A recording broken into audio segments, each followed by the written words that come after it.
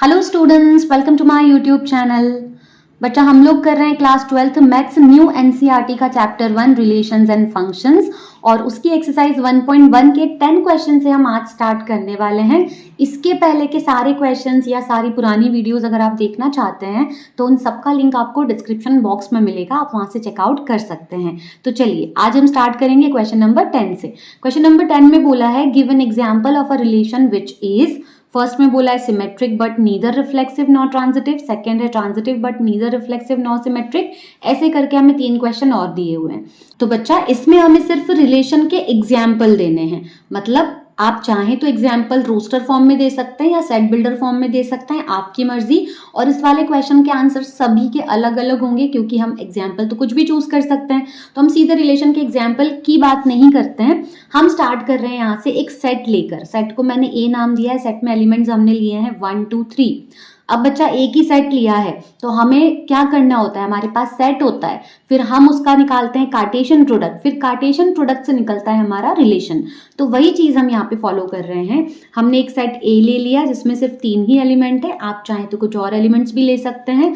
फिर हमने सेट ए का ए से कार्टेशियन प्रोडक्ट किया, ये पूरा आया जो आपको स्क्रीन पर दिखाई दे रहा है। मैंने इंट्रो वाली वीडियो में कार्टेशियन प्रोडक्ट के बारे में सब कुछ एक्सप्लेन किया था, अगर आपने वो लेक्चर नहीं देखा है तो आप देख लीजिए, आपको ये सब समझ में आ जाएगा कि कैसे निकला है। चलिए बच्चा हम इसका फर्स्ट पार्ट देखते हैं। तो बच्चा ए क्रॉस ए वाले कार्टेशियन प्रोडक्ट में से हमें सिर्फ उतनी ऑर्डर्ड पेयर लेनी है जिन ऑर्डर्ड पेयर से जब रिलेशन R1 बन जाएगा तो वो सिमेट्रिक तो होगा लेकिन रिफ्लेक्सिव नहीं होगा, ट्रांजिटिव भी नहीं होगा। हमें रिलेशन को सिमेट्रिक रखना है और सिमेट्रिक के लिए हमें क्या करना होता है, देखिए अगर हमारे रिलेशन में 1, 2 है तो इस पेयर के लिए 2, 1 इसकी सिमेट्री वाली ऑर्डर्ड पेयर होनी चाहिए। ये हमारा रिलेशन सिमेट्रिक हो गया। अब ये रिफ्लेक्सिव नहीं है क्योंकि 1 एलिमेंट के लिए 1, 1 नहीं है, 2 के लिए 2, 2 भी नहीं है, और ट्रांजिटिव बिल्कुल भी नहीं है क्योंकि अगर हम ये दोनों एलिमेंट्स लेते हैं, इसका 2 और इसका 2 हटा के 1, 1 की ऑर्डर्ड पेयर बनाते हैं तो 1, 1 भी यहाँ नहीं है। तो बहुत ही सिंपल है, आप कुछ भी एग्जाम्पल ले सकते हैं। देखिए सेकंड वाले में हमें ट्रांजिटिव चाहिए रिलेशन लेकिन रिफ्लेक्सिव और सिमेट्रिक नहीं चाहिए, तो हम सिर्फ ट्रांजिटिव की कंडीशन से ही रिलेशन बनाएंगे। जो हमें लाना है ना उसी के बारे में सोचो।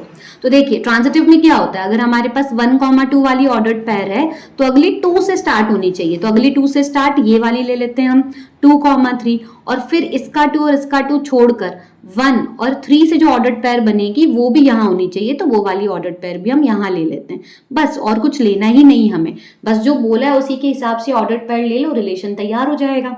नेक्स्ट पार्ट जो इस क्वेश्चन का, इसमें हमें एक ऐसे रिलेशन का एग्जाम्पल देना है जो रिफ्लेक्सिव होना चाहिए, सिमेट्रिक होना चाहिए लेकिन ट्रांजिटिव नहीं होना चाहिए।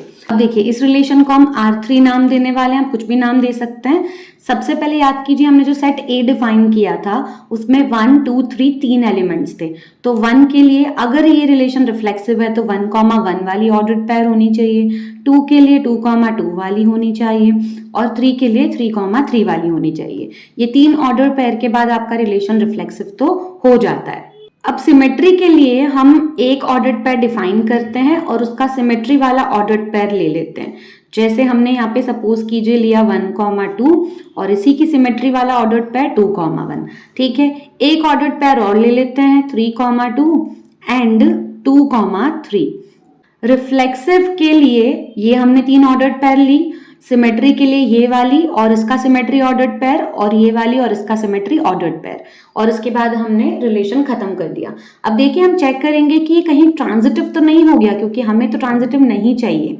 तो इसमें आप एक ऑर्डर्ड पेयर देखिए, ये है 1, 2, ठीक, ये 2 से एंड हो रही है और इधर एक ऑर्डर्ड पेयर है हमारे पास 2, 3 जो 2 से स्टार्ट हो रही है। इसका 2 और इसका 2 अगर हम स्किप कर दें और 1, 3 से एक नई ऑर्डर्ड पेयर बनाएं 1, 3, तो वो 1, 3 इसमें नहीं है, तो इसीलिए ये रिलेशन ट्रांजिटिव तो बिल्कुल भी नहीं होगा। नेक्स्ट पार्ट में हमको एक ऐसा रिलेशन का एग्जाम्पल चाहिए जो रिफ्लेक्सिव होगा, ट्रांजिटिव होगा लेकिन सिमेट्रिक नहीं होगा। बिल्कुल सेम तरीके से हम कर लेते हैं। R4 इस रिलेशन को नाम दे दिया हमने। रिफ्लेक्सिव के लिए हम वही तीनों ऑर्डर्ड पेयर ले लेंगे 1, 1, 2, 2 और 3, 3। ये 3 ऑर्डर्ड पेयर से हमारा रिलेशन रिफ्लेक्सिव हो गया। अब हमें ट्रांजिटिव भी चाहिए, तो ट्रांजिटिव वाली कंडीशन की 3 ऑर्डर्ड पेयर ले लेते हैं। लाइक हमने 1, 2 ली 2 पे ये एंड हो रही है तो हम 2 से स्टार्ट होने वाली एक ऑर्डर्ड पेयर ले लेते हैं 2,3। देखिए 2 से स्टार्ट हो रही है और ये 2 और ये 2 को हम छोड़ेंगे तो 1 और 3 से हमारी नई ऑर्डर्ड पेयर बनेगी जो ट्रांजिटिव की कंडीशन को फॉलो करेगी, वो हो जाती 1,3। तो ये हमने ले ली। अब हमें चेक करना पड़ेगा एक बार कि सिमेट्री तो फॉलो नहीं हो गई कहीं गलती से। तो देखिए 1,2 हमें यहाँ दिख रहा है लेकिन इसका सिमेट्री 2,1 है ही नहीं। 1,3 दिख रहा है लेकिन इसका सिमेट्री पेयर 3,1 है ही नहीं, तो सिमेट्रिक तो ये रिलेशन बिल्कुल भी नहीं होगा। नेक्स्ट पार्ट में हमें रिलेशन चाहिए एग्जाम्पल के तौर पे जो सिमेट्रिक होगा, ट्रांजिटिव होगा लेकिन रिफ्लेक्सिव नहीं होगा। अब देखिए हमको रिफ्लेक्सिव नहीं लाना है, तो ये जो 3 ऑर्डर्ड पेयर हम पिछले 2 क्वेश्चंस में डिफाइन कर रहे थे, हम ये डिफाइन नहीं करेंगे। सबसे पहले हम रिलेशन में सिमेट्री फॉलो करवाएंगे, तो उसके लिए मैंने एक ऑर्डर्ड पेयर ली 1,2 और इसकी हमें सिमेट्री वाली ऑर्डर्ड पेयर 2,1 भी डालनी पड़ेगी ताकि क्या फॉलो हो जाए, सिमेट्री फॉलो हो जाए। अब हमें ट्रांजिटिव भी शो करना है रिलेशन, तो देखिए ये वाली ऑर्डर्ड पेयर 2 से एंड हो रही है, ये 2 से स्टार्ट हो रही है। इस 2 को अगर हम स्किप कर दें तो 1 और 1 से जो हमारी ऑर्डर्ड पेयर बनेगी वो 1,1 हो जाएगी। तो ये तीनों रिलेशन ट्रांजिटिविटी भी शो कर रहे हैं और ये दोनों सिमेट्री भी शो कर रहे हैं, लेकिन देखिए रिफ्लेक्सिव नहीं है क्योंकि रिफ्लेक्सिव के लिए 1,1 का ड्यूप्लेट तो है, 2,2 का नहीं है, 3,3 का नहीं है, तो ये रिलेशन रिफ्लेक्सिव तो बिल्कुल भी नहीं होगा। आई होप आपको समझ आया होगा। अब स्टार्ट करते हैं हम क्वेश्चन नंबर 11। क्वेश्चन नंबर 11 में बोला है show that the relation are in set A of points in a plane. Set A जो हमारा दिया हुआ है वो सारे उन पॉइंट्स का सेट है जो किसी प्लेन पर बने हुए हैं, ठीक है। सेट ए क्या है, पॉइंट्स का सेट है और हमें शो करना है कि इस सेट ए पे जो रिलेशन आर डिफाइन हुआ है, और इस आर की डेफिनेशन हमें कैसे दे रखी है, ऐसे दे रखी है कि आर में जो भी ऑर्डर्ड पेयर पी क्यू है, आर में जो भी ऑर्डर्ड पेयर पी क्यू है वो इस तरह से है कि distance of point P from origin is same is the distance of point Q from origin, ठीक है। देखिए इसका मतलब ये है कि सपोज कर लीजिए हमारे पास ये हमारी एक्स, वाई और जेड एक्सिस हो गई। तो अब यहाँ पे ये ओरिजिन होता है, ओ ओरिजिन के कोऑर्डिनेट हमें पता है क्या होता है, 0,0 होता है। अब बच्चा देखिए हमें यहाँ पे एक पॉइंट P दे के रखा है, यहाँ पे एक पॉइंट Q दे के रखा है और P से जो O की डिस्टेंस आएगी, स्ट्रेट लाइन बननी चाहिए, मुझसे बनी नहीं, Q से जो O की डिस्टेंस आएगी वो, ये दोनों डिस्टेंस अगर सेम होती है, यहाँ क्या लिखा हुआ है कि P से ओरिजिन की डिस्टेंस मतलब P से ओरिजिन की डिस्टेंस और Q से ओरिजिन की डिस्टेंस मतलब यहाँ Q से ओरिजिन की डिस्टेंस अगर सेम होती है तो ये दोनों पॉइंट P और Q रिलेशन R में आएंगे, और अगर डिस्टेंस सेम नहीं होती है तो ये दोनों पॉइंट P और Q रिलेशन R में नहीं आएंगे। तो R की डेफिनेशन आई होप आपको समझ में आ गई होगी। हमें क्या शो करना है कि ये जो रिलेशन R है ये इक्विवेलेंस है, ठीक है। आगे भी एक क्वेश्चन दिया हुआ है वो हम बाद में चेक करते हैं, पहले हम इस रिलेशन को इक्विवेलेंस शो कर देते हैं, आगे का क्वेश्चन उसके बाद देख लेंगे। ठीक है बच्चा, सेट ए हमें क्या दिया हुआ है, set of all points in a plane, तो वो हमने यहाँ पे लिख लिया है। अब सेट आर की डेफिनेशन बहुत ही ज्यादा लैंग्वेज वाली हो गई है तो हम इसको थोड़ा सा मैथमेटिकल बना लेते हैं। इस डेफिनेशन को मैथमेटिकल बनाने के लिए देखिए हम क्या करेंगे, हम लिखेंगे कि P, Q की ऑर्डर्ड पेयर आर में तभी आएगी जब distance of P from origin, distance of P from origin, अगर हम इस ग्राफ से देखें तो P से ओरिजिन की जो डिस्टेंस है उसको हम बोल सकते हैं कि वो डिस्टेंस OP है। और आगे बोला है distance of point Q from origin, ये रहा पॉइंट Q और ये रहा ओरिजिन। अब Q से O तक की डिस्टेंस आप लेंगे तो वो भी OQ आएगी, ठीक है। अब बोला है कि ये दोनों डिस्टेंस क्या होनी चाहिए, सेम होनी चाहिए, तो हम यहाँ पे क्या पुट कर देंगे, इक्वल्स पुट कर देंगे। तो हमारा जो आर रिलेशन था इतना बड़ा उसका डेफिनेशन दिया था उसको हमने बहुत शॉर्ट में लिख लिया है, ये समझ में भी ज्यादा इजीली आ जाएगा। और यहाँ पे लिख देंगे हम कि हियर जो O है वो ओरिजिन है। चलिए सबसे पहले हम शो करेंगे कि जो हमारा रिलेशन R है वो रिफ्लेक्सिव है, तो इसके लिए हमने लिया है for all P points belongs to A OP is equals to OP। देखिए A में बिलोंग करने वाला हमने एक पॉइंट ले लिया, मान लीजिए ये वो पॉइंट है P, अब यही पॉइंट की डिस्टेंस में ओरिजिन से ले रही हूँ वो ये डिस्टेंस होगी, ठीक है। और इसी पॉइंट की डिस्टेंस इसी पॉइंट से अगर मैं निकाल के दोनों को कंपेयर करूंगी तो दोनों इक्वल ही आएगी, मतलब हम लिख सकते हैं कि OP is equals to OP, बिल्कुल ट्रू स्टेटमेंट है ये। और अभी हमने देखा कि अगर OP की डिस्टेंस OQ के बराबर है, तो यही P और यही Q यहाँ पे ऑर्डर पेयर में आते हैं। तो यहाँ पे बस P की जगह P है, लेकिन Q की जगह भी P है, तो हम क्या लिखेंगे, देयरफॉर जो P और P वाली, ये P ये रहा, ये P ये रहा, तो P और P वाली ऑर्डर पेयर R में है। जैसे ही हमने लिख लिया कि P, P belongs to R है, मतलब R क्या हो गया, रिफ्लेक्सिव हो गया। अब सेम रिलेशन को हमें शो करना है कि वो सिमेट्रिक है।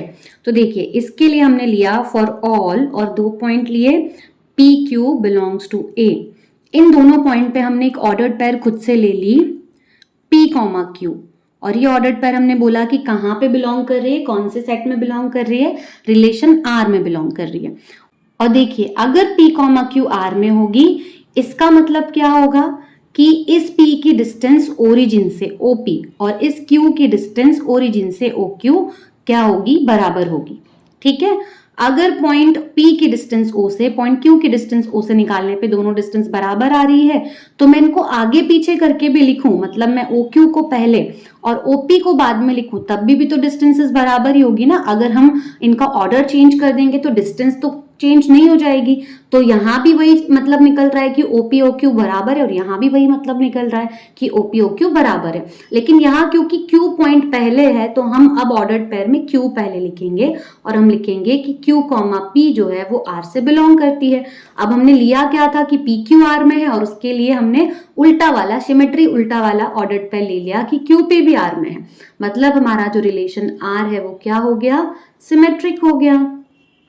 अब हमें इस रिलेशन को शो करना है कि रिलेशन ट्रांजिटिव है। बच्चा, ट्रांजिटिव में हमें 3 पॉइंट चाहिए होते हैं, तो हमने लिखा for all P Q T belongs to R, और हमने एक ऑर्डर्ड पेयर खुद से सपोज कर ली कि P और Q R में है, और अगर P और Q R में है मतलब O से P की डिस्टेंस और O से Q की डिस्टेंस क्या होगी, बराबर होगी। इसको हमने इक्वेशन 1 नाम दिया। अब यहाँ पे Q पे एंड हो रहा है, तो अगला ऑर्डर्ड पेयर हमने फिर से सपोज किया जो Q से स्टार्ट हो रहा है, और हमने मान लिया कि ये जो Q और T वाला ऑर्डर्ड पेयर है ये भी R में है। अगर ये भी R में है मतलब OQ डिस्टेंस OT डिस्टेंस के बराबर होगी। इसको हमने इक्वेशन 2 नाम दिया। अब देखिए, 1 और 2 को अगर हम कंबाइन करते हैं तो हमें क्या रिजल्ट मिलेगा, OP की डिस्टेंस OQ के बराबर है, और OQ जो है वो OT के भी बराबर है, मतलब OP और OT की डिस्टेंस भी आपस में क्या होगी, बराबर होगी।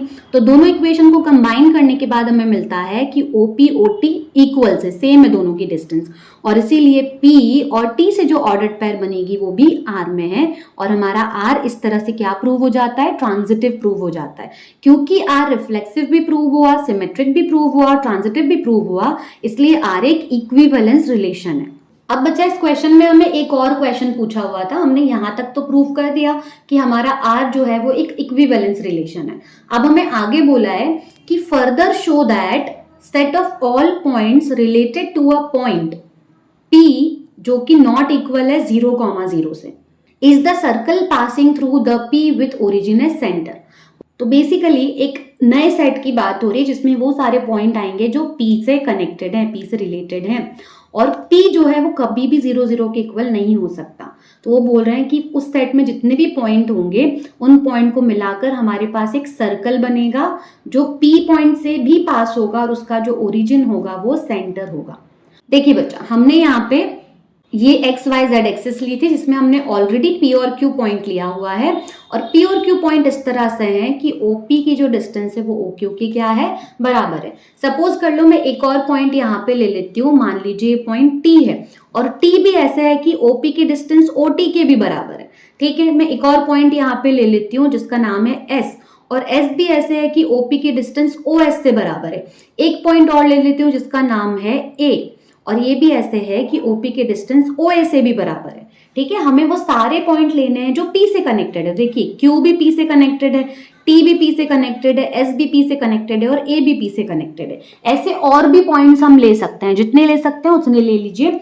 अब देखिए, अगर मैं इन पॉइंट को रफली ज्वाइन करती हूँ, इनका लोकस लेती हूँ। लोकस लेने का मतलब होता है कि इनको ज्वाइन करना। तो अगर हम इनको ज्वाइन कर देंगे तो हमारे पास क्या बन के आ रहा है, एक सर्कल बन के आ रहा है, और उसका सेंटर हमें क्या दिखाई दे रहा है, ओरिजिन दिखाई दे रहा है। उन्होंने यही शो करने को बोला है कि अगर हम सारे उन पॉइंट्स का सेट ले, जैसे यहाँ पे हमारा सेट क्या आ रहा है, वो सारे पॉइंट Q, T, S और A हमने ले लिए जो सब किससे रिलेटेड थे, P से रिलेटेड थे। तो उन्होंने यही बोला है कि P से रिलेटेड सारे पॉइंट का अगर हम सेट लेते हैं तो वो हमें एक सर्कल बना के देगा जो P से भी पास होगा। देखिए ये P से भी पास हो रहा है और उस सर्कल का सेंटर क्या होगा, ओरिजिन होगा। तो हमें पता है कि जो उन्होंने शो करने को बोला है वो पक्का हो तो रहा है। अब इसे लिखकर आप शो कैसे करेंगे, तो कुछ नहीं करना है आपको, बस 3-4 लाइन में एक स्टेटमेंट लिखनी है जिससे ये बात क्या हो जाएगी, शो हो जाएगी। देखते हैं आप क्या लिखेंगे। हमें सिर्फ इतना लिखना है कि नाउ ये ऑब्वियस है कि जो सारे पॉइंट्स P से जो रिलेटेड है उनका अगर हम सेट ले ले तो वो पक्का क्या बनाएंगे, एक सर्कल ही बनाएंगे और वो सर्कल P से भी पास होगा और उसका सेंटर क्या होगा, ओरिजिन।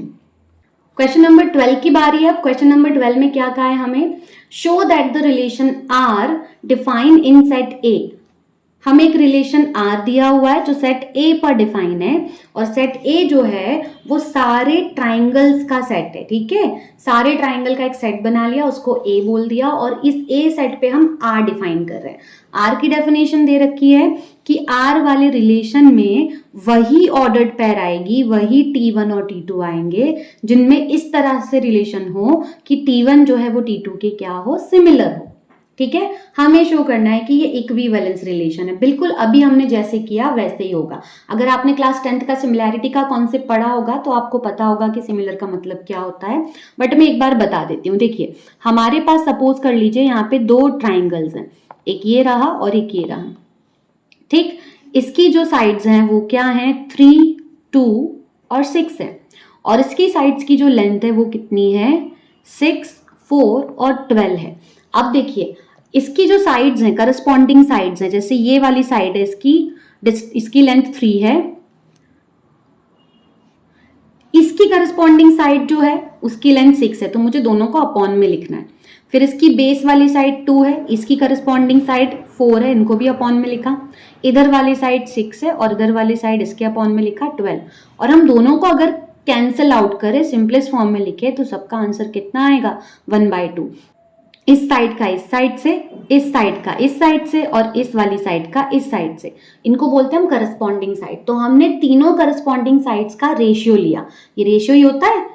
ठीक है, और हमने इसको सिंप्लीफाई करके देखा तो तीनों जो रेशियो हैं वो क्या आ रहे हैं, बिल्कुल बराबर आ रहे हैं। तो जब करस्पॉन्डिंग साइड्स के रेशियो इक्वल आते हैं किन्हीं 2 ट्राइंगल में, तो हम बोलते हैं कि जो पहला वाला ट्राइंगल है वो दूसरे वाले ट्राइंगल के सिमिलर है। और सिमिलर को सिंबल के हिसाब से हम ऐसे लिखते थे। ठीक, 10th का ये कॉन्सेप्ट था। तो हमें यही बोला है कि आर में वही 2 ट्राइंगल हैं जो एक दूसरे के क्या है, सिमिलर है। हमें इस आर रिलेशन को इक्विवेलेंस रिलेशन प्रूव करना है। आगे भी एक क्वेश्चन है जो हम हमेशा की तरह बाद में करेंगे, पहले इसको इक्विवेलेंस प्रूव कर लेते हैं।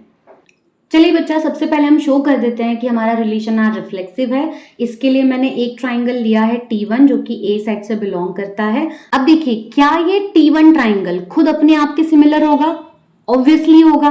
इसकी सारी करस्पॉन्डिंग साइड अपने आप के ही साइड से प्रोपोर्शनल तो होगी। तो हम क्या लिख सकते हैं कि T1 is similar to T1। क्यों? क्योंकि हर ट्राइंगल अपने आप के सिमिलर होता ही है। अगर मैंने लिख दिया कि T1 is similar to T1, पूरा ना लिख के मैंने सिमिलैरिटी का सिंबल लिख दिया, आप चाहें तो पूरा स्टेटमेंट भी लिख सकते हैं। देखिए T1 T2 के सिमिलर है, इसलिए T1 T2 को हमने ऑर्डर्ड पेयर लिया। तो अगर T1 T1 के सिमिलर है तो हम क्या बोल सकते हैं कि T1 से T1 के ऑर्डर्ड पेयर भी R में है, इसलिए R क्या हो गया, रिफ्लेक्सिव हो गया। अब सिमेट्री प्रूव कर देते हैं इस रिलेशन में। तो हमने 2 ट्राइंगल्स लिए हैं, पहला T1 दूसरा T2, दोनों A से बिलोंग करते हैं। इसमें हमने एक ऑर्डर्ड पेयर सपोज की है T1 T2 R में है। अगर T1 T2 R में है तो पक्का T1 और T2 आपस में सिमिलर होंगे। तो हमने लिख दिया कि T1 is similar to T2। लेकिन अगर मैं इन दोनों का ऑर्डर अदल बदल करके भी लिख देती हूँ तब भी तो दोनों एक दूसरे के सिमिलर होंगे। तो मैं ऐसे भी तो इसको शो कर सकती हूँ लिख कर कि T2 is similar to T1। बिल्कुल भी मतलब नहीं बदलेगा। और जैसे हमने लिखा कि T2 is similar to T1, वैसे हम लिख सकते हैं कि T2, T1 वाली ऑर्डर्ड पेयर भी R में है। तो हमने लिया T1 T2 R में था ये, और हमने प्रूफ क्या कर दिया कि T2 T1 भी R में है, इसलिए हमारा रिलेशन R सिमेट्रिक भी हो जाता है। अब रिलेशन R को ट्रांजिटिव शो कर देते हैं। इसके लिए हमें 3 ट्राइंगल्स लेने पड़ेंगे जो सेट A से बिलोंग करेंगे। मैंने यहाँ R लिख दिया बट आना चाहिए A। तो T1 T2 T3 हमने 3 ट्राइंगल ले लिए जो सेट A से बिलोंग कर रहे हैं। तो T1 T2 की ऑर्डर्ड पेयर अगर R में होगी मतलब T1 T2 के सिमिलर है। फिर ये T2 पे एंड हुई है ऑर्डर्ड पेयर, तो हम दूसरी ऑर्डर्ड पेयर भी स्टार्ट करेंगे T2 से। तो T2 और T3 की ऑर्डर्ड पेयर भी हमने मान ली कि R में है, और अगर ये दोनों भी R में है तो T2 और T3 भी आपस में सिमिलर होंगे। और इस पॉइंट को और इस पॉइंट को अगर हम कंबाइन कर दें तो हम देखेंगे कि T1 T2 के सिमिलर और T2 आगे जाके T3 के भी सिमिलर है, मतलब T1 और T3 भी आपस में सिमिलर हैं। तो हम लिख सकते हैं कि T1 is similar to T3, और इसका मतलब यही हो जाता है कि T1 और T3 की ऑर्डर पेयर R में है, और इसीलिए हमारा रिलेशन R ट्रांजिटिव हो गया। क्यों हो गया?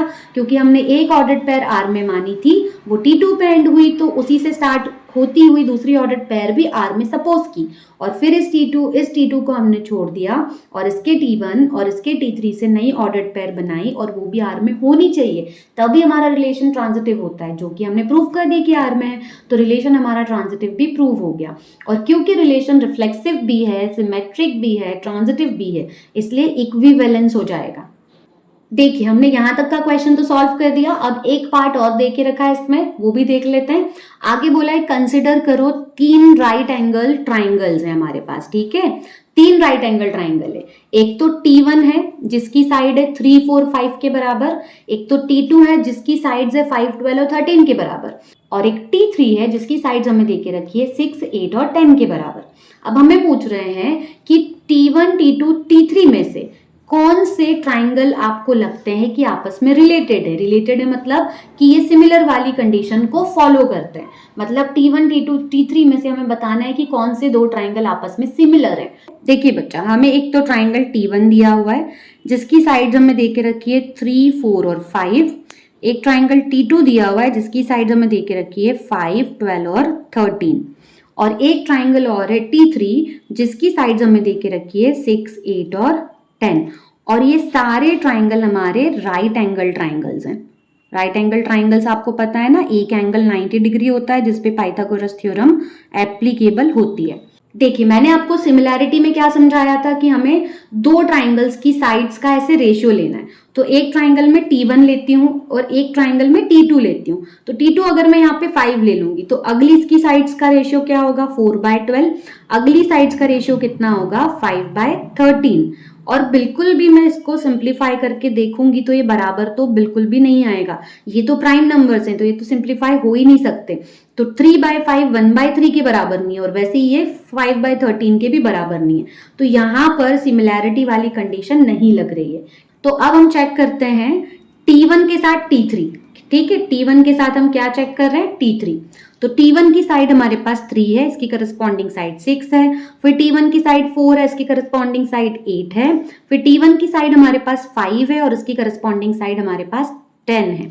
अब इसको अगर हम सिंप्लीफाई करते हैं तो बिल्कुल सब 1/2, 1/2 और 1/2 आएगा, विच मीन्स कि हमें समझ में आ गया कि इन दोनों ट्राइंगल की सारी करस्पॉन्डिंग साइड का रेशियो क्या है, इक्वल है, मतलब ये दोनों ट्राइंगल क्या है, सिमिलर है। देखिए हम सिंपली लिखेंगे कि इट इज क्लियर दैट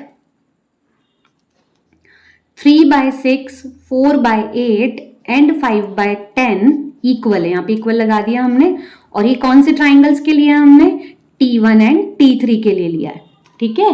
तो T1 और T3 ट्राइंगल के लिए ये रेशियो इक्वल है, इसीलिए जो T1 है वो क्या होगा, सिमिलर होगा किसके, T3 के, और इसीलिए कनेक्शन रिलेशन भी किसके बीच है, T1 से रिलेटेड कौन है, T3 है। हमें यही बताना था कि कौन से 2 ट्राइंगल T1, T2, T3 में से आपस में रिलेटेड है, तो हमने बता दिया कि T1 और T2 आपस में रिलेटेड है। सो बच्चा आज की वीडियो हम यहीं पे एंड करते हैं, इसके आगे के क्वेश्चन हम नेक्स्ट वीडियो में करेंगे। तब तक के लिए पढ़ते रहिए। All the very best, bye.